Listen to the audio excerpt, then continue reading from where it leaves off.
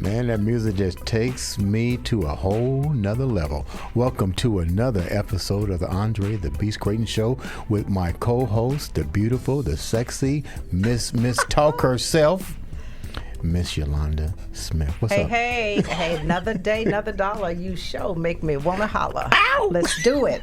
You know what, Yolanda? This show's going to be very, very impactful. You ever had one of them things where somebody asks you, what have you gone through in your life? All the time.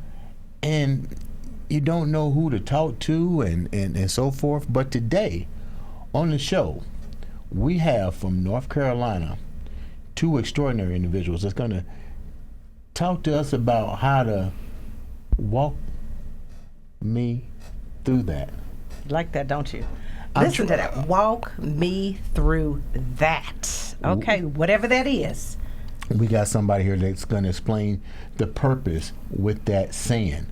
In the studio today, we have Miss Deborah Rowley, and from Taj Talk, Mr. Taj himself. Welcome to the show, guys. Thank you so much, Andre Crayton. And the Miss Beautiful, you're right, the Miss Beautiful Yolanda. Thank you so much. Glad to have you guys here. I'm going to let Yolanda start this off. Because Absolutely. this is very impactful podcast today, because you're also using this platform to launch Walk Me Through That. Am I correct, Deborah? That's correct. All right, take us through that. Tell us what started this idea of Walk Me Through That. You moving too fast. Well, you take over. You said I could do it. I love the walk me through that. But before we get to the walk me through that, we want to know a little bit about you. Mm-hmm. You know, we're getting ready to bust this podcast out. You're going to have thousands and thousands of viewers. We're excited. Hundreds of thousands. Okay, well, you know, we're going to bring the scratch off the followers. Thousands don't stop. You know, you can go into infinity and beyond. But nonetheless, it's going to be a success. We know that. We know you. We're excited to have you here. Mm-hmm. Tell me a little bit. Tell the audience, who is Deborah Riley? Who is Deborah Riley? Well, Deborah Riley's a lot of things. I'm a therapist by trade, although that's not what this show is going to be about. I'm a mother of three sons. I've got three sons. I'm going to be a grandmother. All right now. Right, in February to a little boy. We just did the gender reveal, which was a whole ordeal. But it's a boy. And I'm a dog owner, too. Wow. Maggie May is my little dog at home. But really who I am is somebody who just has always enjoyed a story. You know, I've always been a listener. I'm a therapist, right? And going way, way back, as far as I can remember, I had this sense of division. I saw it at a really young age, and I've been able to see it through my life. And when we had this pandemic, where we were all sort of sheltered in together, and then sort of the last 4 years with everything going on in the world, never more did I see division. And I wanted to do some small something towards repairing some of that division. You know, one of my trades is trauma. I also do marriage and family therapy. So the whole point of that therapy is repair, right? Restoration. So it got me thinking, how do I do one movement towards restoration with what's going on in the world? And it always comes back to connection. You know, when we know someone, then it's harder to separate from them. So let's do this. Just for the audience purposes, when you say division, help them understand what you're speaking about. Well, I grew up in a suburb actually outside of Indianapolis, and it was an all-white suburb. What suburb was Must that? have been Carmel. It was Carmel. That's where I live now. Don't go there. Well, the truth shall set you free. Hey, don't go there. It was Carmel. And as you know, that's a wealthy area. Yes, it is. And it's a white area. Well, it used to be. Typically. Yeah. When I was growing up, it was. Exactly. And I did not have a wealthy family. So a lot of what I had to go through as a kid was hiding that fact. The haves and the have-nots. The haves and the have-nots, because all my friends had. And so while they would go shopping with their parents, I would be working at this place called The Warehouse, which is a great little store that used to have in downtown Carmel, so that I could have the same clothes. I was saving my money so that I could have to have my own car, you know, do the same things that my friends would do. I would work to pay for those athletic fees, because I played soccer in high school. I had to pay for those fees, you know. So a little bit of the imposter syndrome. Yeah, exactly. And then on the same hand, I became aware of the racism. We had in the neighborhood I lived in, we had a black family move in next door, and a really wonderful family, and I used to babysit for them. And I came home one night, and there was a cross burning in the front yard. And I will never forget when they came out of that house, the look on their face, holding their little baby, looking at the cross in their front yard. And I was so confused, you know, because I really didn't understand. I was like, well, this is a cross, which I've been told is supposed to stand for Christianity and unity love and yeah. unity, all those things, and yet it's burning in their yard. And I really, that was the first real time I had to really face what is racism and why does it affect them and not me, and what is my role in it. And then, you know, so we had the rich versus poor, we had the black versus white. I was not raised in a religious family. That was a religious area, so that there was scrutiny there. You know, why doesn't your family go to church? And so I really started to see that us versus them mentality at a really young age. And as I've gotten older, it just bothers me more. Yeah. And when we call it the isms. Yes. Classism, racism, Exactly. socialism. You know, all the isms. Exactly. Sexism. Yeah. And when you break it down, you know, from a psychological standpoint, which is my trade, you know, it's like, it's the ego's desire and need to be separate, right? I can't be this if you're not that. I can't be up here if you're not down there. And we saw a lot of that during the pandemic. You know, we saw the Democrats versus the Republicans. We saw the mask versus the non-mask, the vaccinators versus the non-vaccinators, the Trumpers versus the Biden supporters, the black versus white. You know, it just went on and on and on. And it's like, what has happened to us? You know, and how do we get back to each other? And so, you know, I met Taj. We were doing some social justice work for a show about the prisoners coming out back and acclimating back into society. And we just started dialoguing. And I told him I had this idea for a show, and I had the name, walk me through that. And he said, why don't you do it? And I was like, well, how would I do that? You know, I've never had a podcast. And look at you now. And look getting at now. ready to launch. That's right. Yes. Getting ready to launch. Tosh, what was some of the stuff that you took notes on with the inmates coming in and out of prison? And were these male and females? Were these youths as well? Male, female, both. And just to kind of piggyback on that is that we did something that was akin to a job fair, but it provided all of the resources.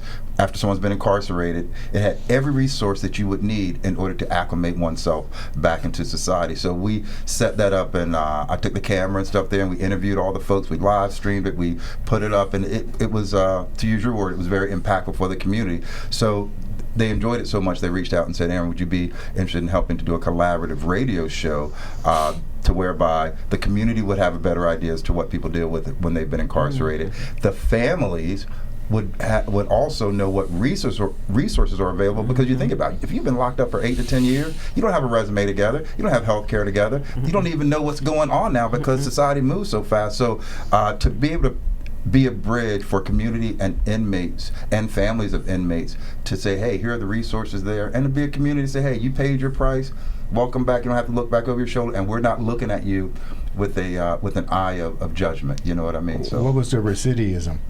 Well, with this program now, the recidivism is changing, but you see a lot of that because people don't have the resources. If you don't have, number one, a family to go to love you, if you don't have the resources to even know how to get a job interview, get a resume together, or nobody will give you a job, so then you're gonna probably go back to what you were doing and then end up in prison. Yes. So to your question, this gave an opportunity to lessen the recidivism that was happening because now, we're not out here by ourselves. We have resources. So from that, she came on, we did an interview.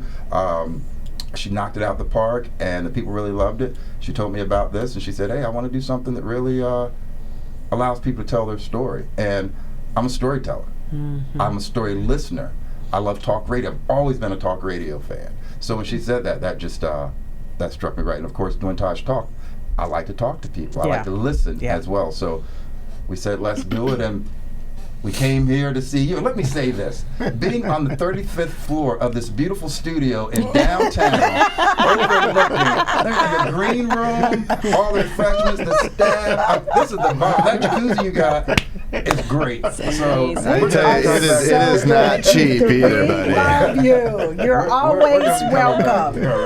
Absolutely. Beast mode. Well, one of the things that comes to mind is, I'm a storyteller. I'm a branding expert, as you know, and I spend a lot of time really helping people to articulate the value that they can bring to others. So when you think about the show, what are some of the topics you hope to address on the show that are really going to get people engaged and can offer some sort of help and support and connectivity?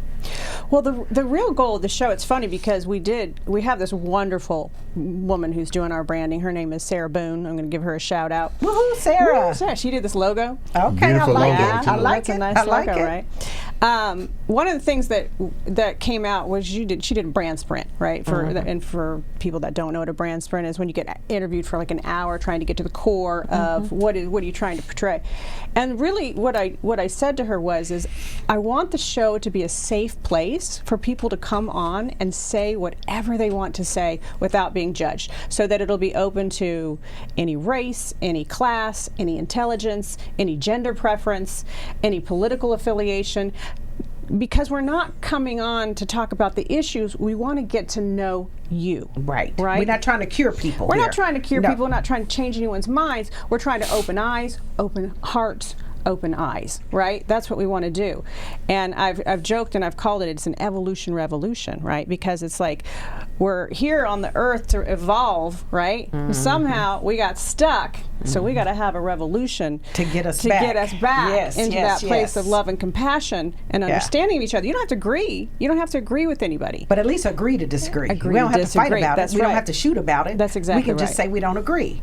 Yeah. I mean, when you think about it, what's going on in the world today is really unnerving. Just when you can cut somebody off or, cut a lane of traffic and all of a sudden as a result a 6-year-old child dies because somebody pulls out a gun and starts shooting. You get mad and you don't like your work, so you just go and shoot up everybody in the workplace. There is something fundamentally wrong with that thinking, so somewhere we've definitely lost our way. But when you think about it, allowing people to be themselves, do you feel like that will give the community that comes in to watch you an opportunity to really understand that we're more alike than we are different, no matter what we're going through? Absolutely. I mean, when couples come to me when they're estranged in their marriage or their relationship, it's usually because they've lost the ability to be vulnerable with each other. It's just not, they don't feel safe anymore.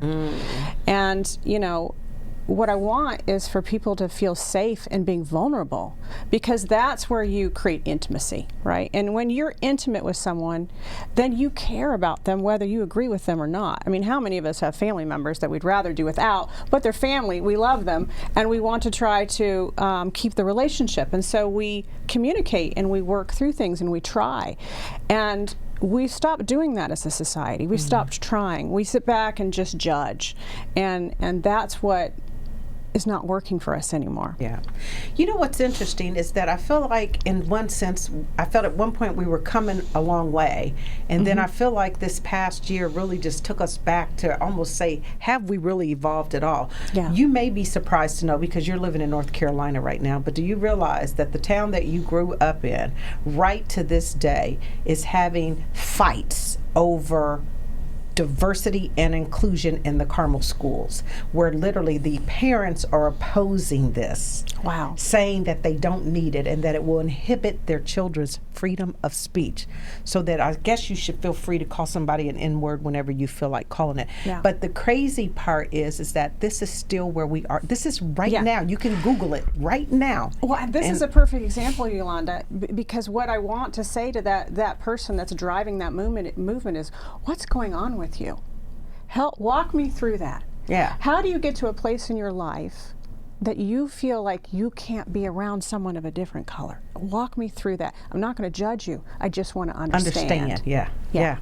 It's something there, because we do know that, racism is a learned behavior. You don't grow up racist. If you put a group of kids together and they wouldn't know from Adam who was who. Now, you may know that your skin tone looks different, but I wouldn't know that I need not to like you, just because you're the color of your skin. I had an interesting experience the other day. I was out grabbing something to eat, and a gentleman at the restaurant, a young boy, had his mask on, and he came up, he said, "You're Taj, aren't you?" I said, "Yeah." He said, "Yeah, my dad told me to find you and ask you some questions." I said, "Why?" And he pulled his mask down, and he had a facial palsy. Well, 2 years ago, I woke up, and the whole side of my right face was drooped down like this, and it scared me. I went to the emergency room and ended up, I was having a palsy issue, and they didn't know if it would get better or anything like that. I couldn't stop working. I couldn't stop taking my kids to school. I didn't even stop doing stuff on air where I had to have my face on air. So what I didn't realize was that people are always watching. And the young man said to me, "Yeah, my dad said that you went through a facial palsy and you got over it and you didn't let it slow you down because you still kept going.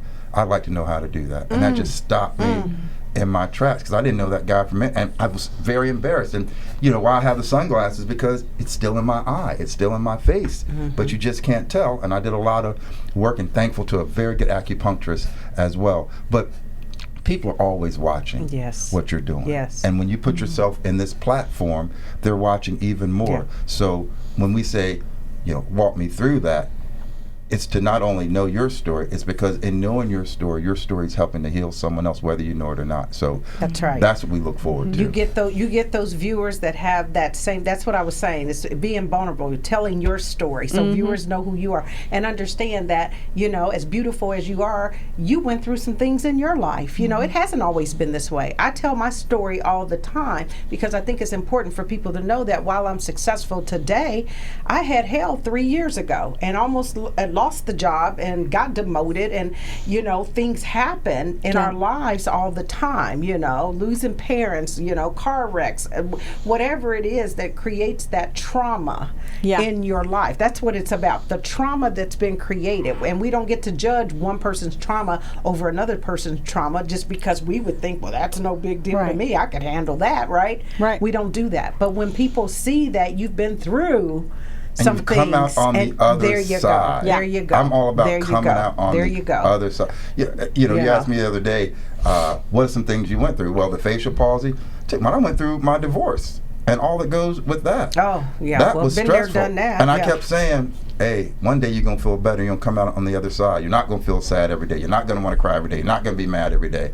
And I'll never forget when that day came. I was just getting ready, and I woke up in that tightness, that anger that you carry because you're mad at everybody. You're going through a divorce. You're mad at your attorney, and it wasn't there. Yeah. And I think I just started smiling and laughing because I come out on the other side. So we want this to be, hey, when we say, walk me through that, we want to walk through so you come out on the other side too, because that is the story. It's so people can see that regular folks, just like us, we came out on the other side, and we are more than superhuman people when we hear other stories we share, and we can become superhuman beings. And so that's what this show is going to be about, and I'm excited to be a part of it. So, Deborah, what do you think some of the reasons are that people are afraid of vulnerability? What are the mechanisms? How do we get people out of that? Because a lot of people aren't going to just come and walk me through that. Is there a method to this?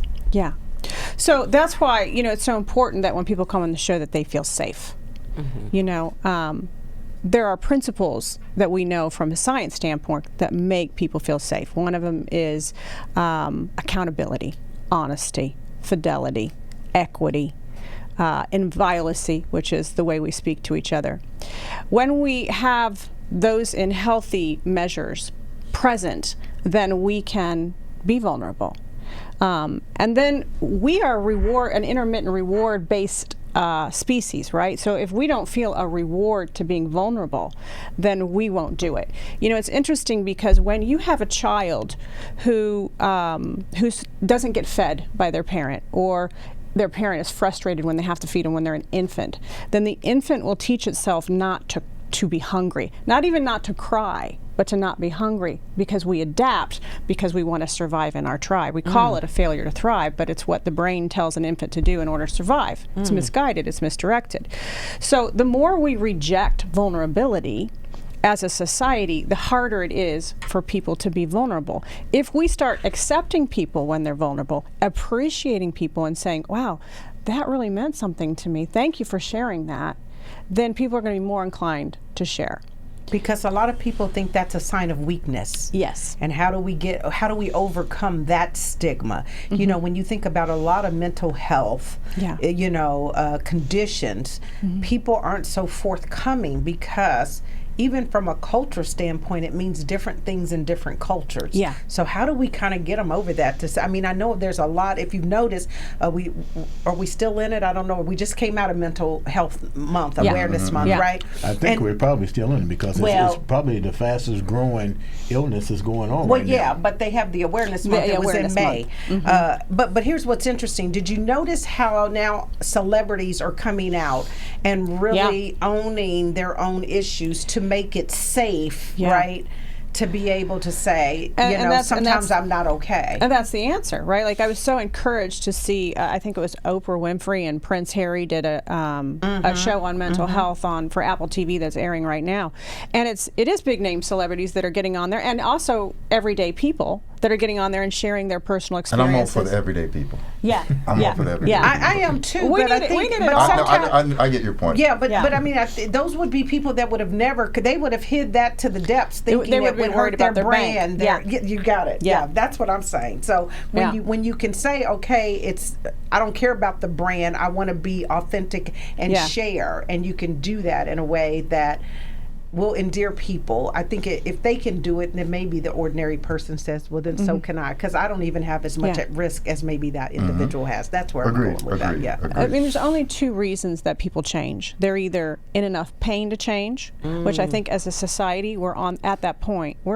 As a society we're in pain, right? We're not getting along on a lot of levels. And then the other reason people change is they're inspired to change. And that's what this show is about, trying to get people to change or offer that option through inspiration, right? I like to empower, so I'm with you there. That's the best way. And we do want to have people who are bringing on just some over-the-top positive stories, too, that are just, not everyone in life has always been through a lot of negative things. Some people have managed to keep their lives moving in a positive way by not delving into whether it's having bad relationships, having substance abuse, or what.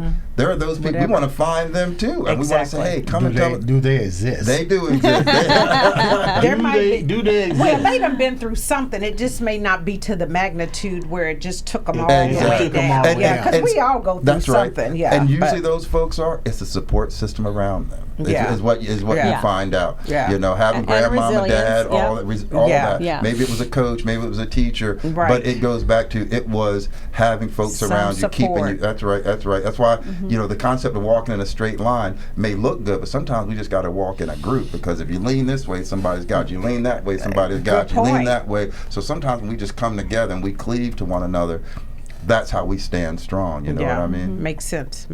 No, that's good stuff. That's good stuff. So when are you planning on launching the podcast? That's today. We're right here doing it. Okay, well, this is it. This is it. See, it's right there. There you go. This is it. We have come out. We're gonna be on the air real soon. This is the jump off. Y'all know about the jump off. This is the jump off. Who knew we were coming to Naptown for the jump off? Hey, you know what? I had to come here though, because I've been mad at Indianapolis for what? Since 1982. 82? I grew up in Baltimore. Okay. Oh, the Colts. And Okay. Colts, And we left in the middle of the night. And did they leave in the night like a thief in the night? I said, Okay. let me come to Indianapolis. But now we're the Ravens, and we doing well. Y'all So y'all doing keep, fine, y'all can keep the Colts now. Exactly. Oh, now you're saying that. Well, we paid our dues for a couple years because they didn't do so well. We That's got right. them, but they That didn't is do true. so well. That's But then right. we were able to rebound. But you know, we're having such a good time here in Indianapolis. You know, last night, our director and marketer and all things great person, Maya, we went to go grab something to eat, and we went to this dive bar, and we walked in and was like, oh, it's a dive bar. Where'd y'all go? AJ's? No, we went to Checker What are you Flag. talking about? Whispering Angel. What are you talking about? Where you been going? Is that the club? I don't know, but I'm asking some questions at the end of the show.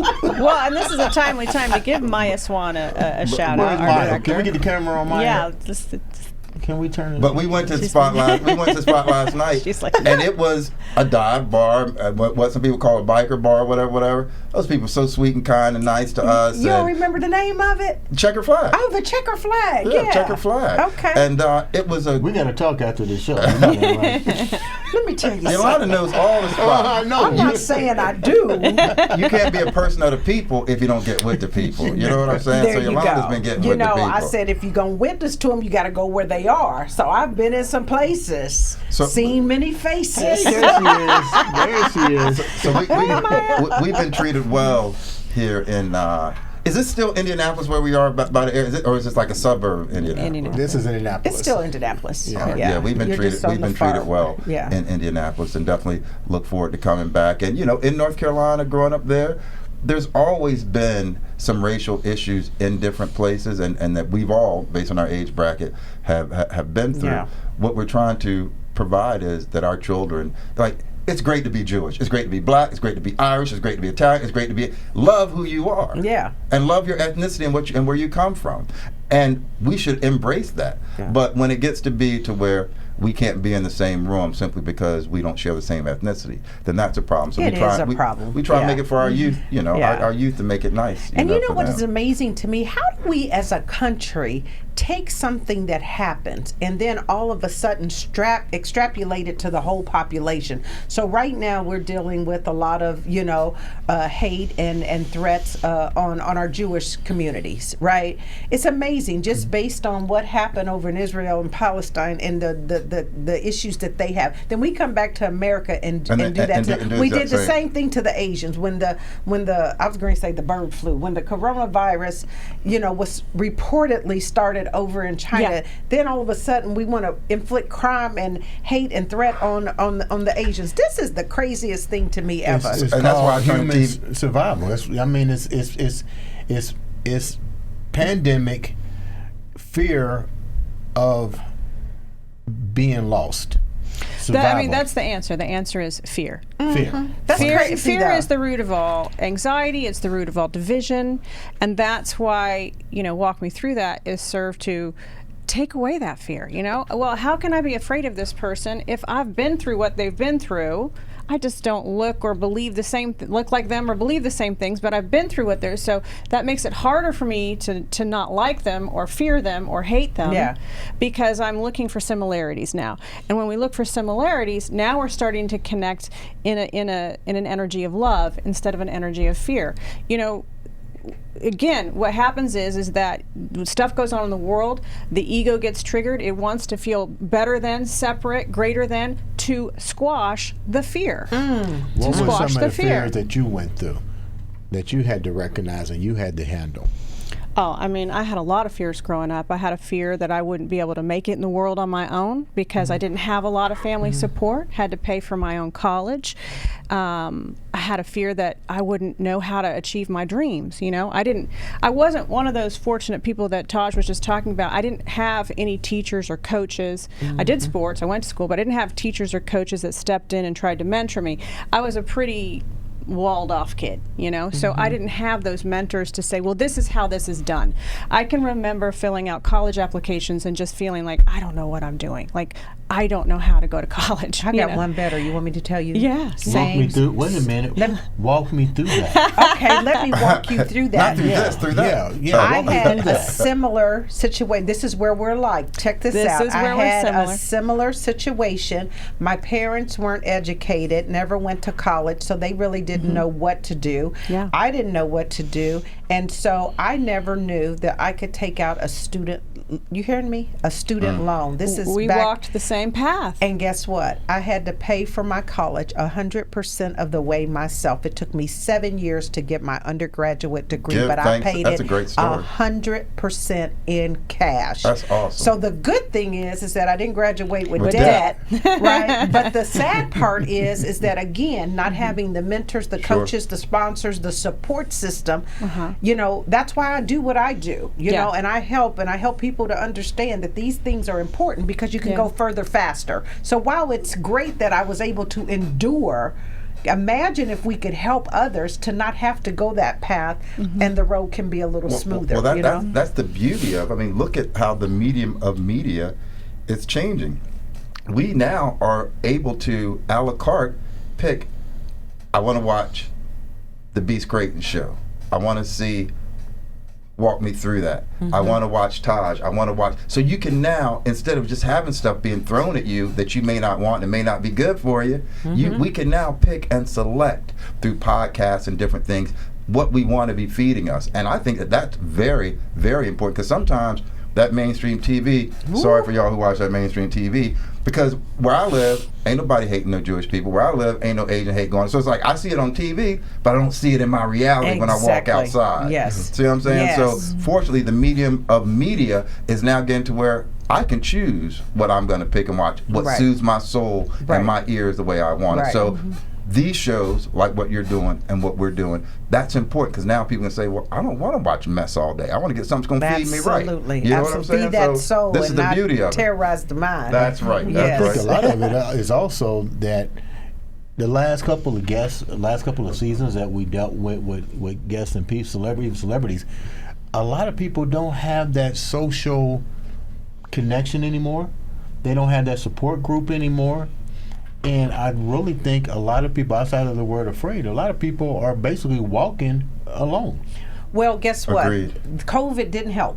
Agreed. And one of the things is that we talk about it all the time, is that having that fear of literally being isolated in an environment where you're told, and we're just now starting to get back. Traffic was awful today, by the way, because I came from the far north side. I mean, it was packed. You would have thought, okay, is it the holiday again? What's going on? People We are were told so you're bringing lunch. That's why I'm you're going to late. take you to lunch. See, did he say on air that I was late? Jesus. But here's a really important point that you're making, because we did, when the pandemic hit, we saw everything skyrocket: suicide, divorce, baby boom, alcoholism, domestic drug violence, everything skyrocketed. I mean, and I'm not just saying that. We have statistical evidence of that. And the reason for that is that because people can't be by themselves anymore, because they don't know or love themselves anymore. And one of the reasons they don't love themselves is because they can't be vulnerable to share themselves, and then that results in shame.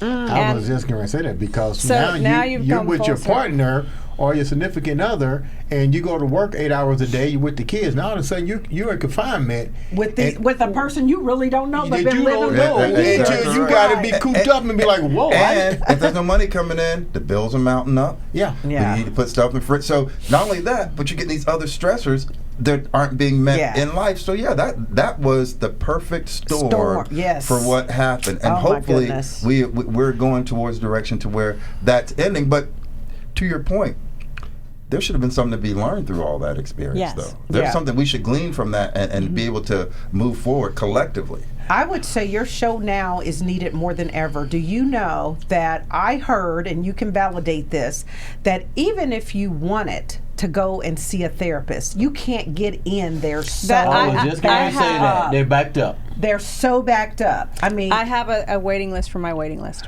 A waiting list. Did you hear that? A waiting list for the waiting list. But you know what's also so funny?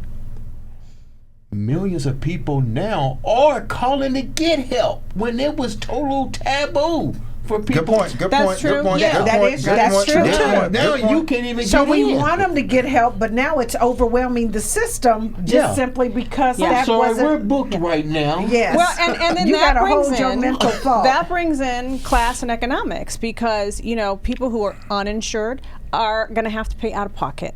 And they're definitely going to the back of the list. And they're going to the back of the list, or they're going to agencies, Yeah. which may have student therapists or people that aren't as trained in some of the bigger things like trauma, personality disorders, marriage and family. So they're getting less quality care in some cases. I mean, there's good therapists everywhere. Well, they're learning. They're in training. learning. That's right. Yeah. That's right. But again, it brings us back to the have and the have-nots, right? Another division. Yes. That Take needs me to be down addressed. the part that you talked about that you've actually experienced the issue with the insurance. Take me down that for a minute. Oh yeah, I mean, my middle son was sick for 10 years, and we could, at that time, there was no, if you let your insurance lapse, then you had to get, you wouldn't be covered anymore. And his medical bills were in the hundreds of thousands of literally hundreds of thousands of dollars. And so no matter what was going on in our house, we had to pay that insurance bill. And sometimes we had to take from this to pay that insurance bill. Rob Peter to pay Paul. That's right, exactly. Because at that point we weren't at an economic level. And in fact, when he was an infant, he needed to have this formula that was $18 a can. He had to have 3 cans a day. We made too much money for WIC. Yeah. But not enough money to be able to afford that. Yeah. And so you get in these loops of the have and the have-nots. But if we circle it back to mental health, we have an epidemic, right? And then we don't have the resources for everybody. Yeah, you know what's Yeah. kind of interesting? I'm not going to get us off, but that's the working poor. You got a job. Yes. You just don't qualify for the insurance, or you can't afford the insurance. That's you know right. what I mean? But you're working. Yeah. It's not like you're sitting here wanting to be taken care That's right. of, you know. And then the insurance that you can't afford, you're going to have a bazillion-dollar deductible. Exactly. And you Well, have to go especially to today, 2 doctors. You know, Yeah. especially today. Yeah, Yeah. that it's a cycle that we really got to figure out a way to do it. And I think one of the ways, Yeah. and I hope we can get there, is just really increasing that minimum wage so people can have a livable wage. There's a difference in a minimum wage and a livable Absolutely. I wage. just talked to somebody about it. I'm glad you brought that up, because somebody asked me, say, how do we move forward? And it's kind of like what Todd said and what you said, Deborah, and what you just said. People want to be comfortable. They want to have a secure job, make a decent wage, and feel safe. But you bring up a good point, Andre, because we sit here and we tell ourselves it's an issue of money, but really it's the feeling that money brings, which is freedom. It's an issue of freedom. Yeah, I like it. It's not the actual money. That's it's right. the issue of freedom. Yes. And how do we bring some of the freedoms afforded to people with money to the people that don't have money? And it reduces the fear. And it reduces the fear. The fear. It always the comes fear back of to not the fear. having the fear of can't take care of your family, the fear of no That's food right. on the table. So, Yeah. I'm excited because one of the guests that we have coming up is a lady who, when I first met her, and she told me what she did, I think it may not seem like it, but I'm an easy crier. A story can hit me. Oh, and God, let me come up with a story to make them cry. In a heartbeat. But this My lady- eyes already over here watering. Oh, so that's the reason he's wearing sunglasses. So this lady has an organization called Pharaoh's Daughter, and what she does is, if a woman's about to be incarcerated and has had a baby or is about to have a baby, she gets permission to take care of that child until the mom is released from jail. And I actually got to see one of those before when, this is always a tough one, when seeing a mom being reunited with her child. And when you see this and you see the work that people are doing out here, you're like, how can we be mean to one another? Because that vibration in and of itself, when I think about it right now, just makes me feel nothing but love and Right. and just being humble. We're going to have this lady as a guest, and when she sits there and tells that, and maybe I'll go and finally edit the video and we can play that. Yeah. But when people doing work like that, Yes. that is, Yeah. you know, Yes. I don't go to church, but we are the church. So Yeah, that's that's having right. church right there. Where two or more So gathered that's right. in So his when we name. can bring guests on like that can reach out through the internet and touch the people's heart, like Yes. I see it touch your heart. Just Yes. because Yes. So I'm a really, mom. I get That's it. right. You know so what I mean? I'm really excited that we can bring people that will do that. And know you what I know mean? that is important, because I think what we don't do is spotlight enough of the good people that are out here. So Yeah. even in trying to help somebody with trauma, you highlighting organizations or individuals that are really actively supporting Right. these causes to make sure that people have an opportunity, because that's all it is. You know, at the end of the day, I tell them, we don't want a handout, we want a hand up. You know, it's Yeah. a hand And up. sometimes not we need a handout. hug too. Come You on. know, hey. Well, and that's kind of the point of the show. It's like we're going to have Andre on as a guest. Oh, God, you don't want my story. And, you know, everything he's got going on in his life, everything he's accomplished in his life, we're actually going to talk about one moment in his life that was really challenging for Yeah. him. You know, because we want to get down to that vulnerability, Right. that heart and soul. Yep. Because then they look at someone like Andre, who's successful and has all these accomplishments, and says, well, wait a minute, he was homeless? Like, what? And he's, you know, It's now all here good. in this chair, you know? Yep.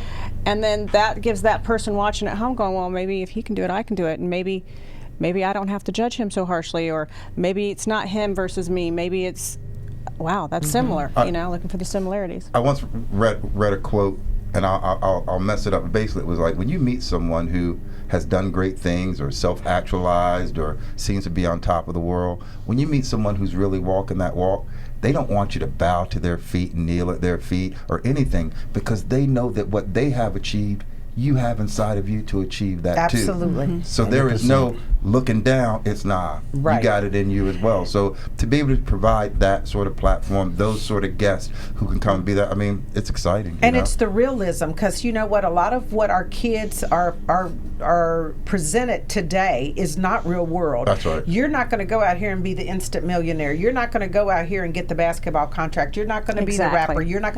Those happen to a very small right. amount of people. That's not the norm, and that's where it gets twisted, because most people that have been successful have failed time after time after And time. after time and the time. difference between them is they never Gave gave up. And then the Exactly. failures don't become failures. They actually become little rewards that you then wear, because Right. without those experiences, you wouldn't be where you are. So you wear Yeah. those Right. failures as like some fine jewelry then, like, Right. nah, I went through that because I had to. Yeah. And that's what makes life good, you know? But they need to know it's just not easy, and you just have to stay the course. So hopefully that will. Yeah, if you look at the work of Viktor Frankl, he was a psychologist back during the war, World War II.